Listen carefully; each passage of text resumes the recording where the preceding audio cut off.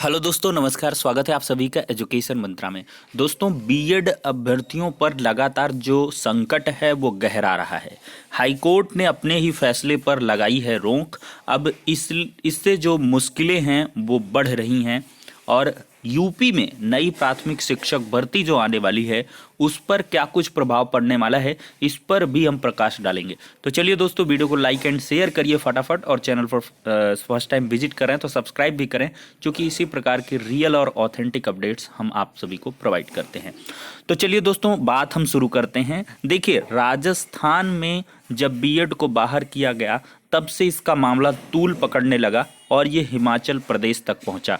हिमाचल प्रदेश से होते हुए ये उत्तर प्रदेश तक भी पहुंचेगा और उत्तर प्रदेश के जो शिक्षक भर्ती के अभ्यर्थी हैं डीएलएड के, वो इस ताक में हैं कि कब प्राथमिक शिक्षक भर्ती का विज्ञापन जारी हो और बीएड कैंडिडेट को बाहर करने के लिए एक याचिका फ्रेश तरीके से दाखिल की जाए।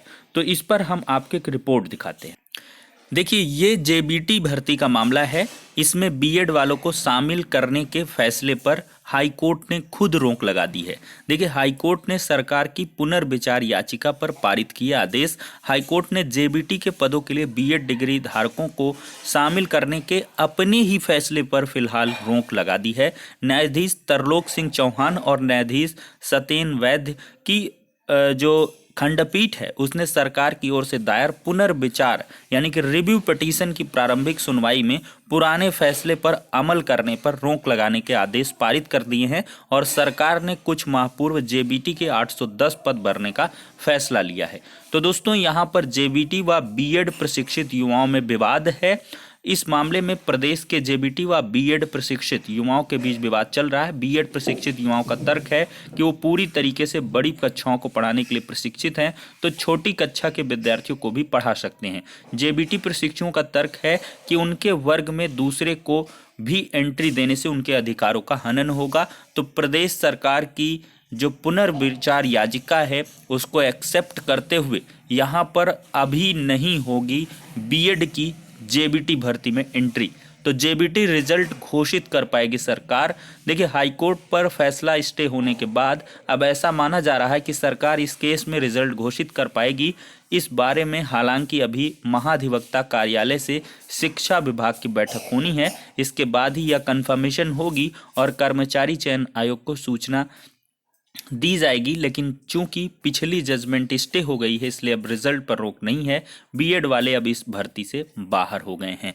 तो कुल मिलाकर देख सकते हैं, हिमाचल प्रदेश में एक बार हाई कोर्ट ने शामिल करने के आदेश दिए थे, लेकिन दोबारा से हाई कोर्ट ने ही अपने फैसले पर रोक लगा दी है।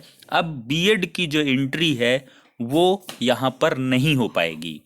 तो एक बड़ा मामला है और बीएड कैंडिडेट्स के भविष्य पर जो तलवार हैं वो लगातार लटकती हुई नजर आ रही हैं, चाहे वो राजस्थान हो, चाहे वो हिमाचल प्रदेश हो और चाहे उत्तर प्रदेश हो।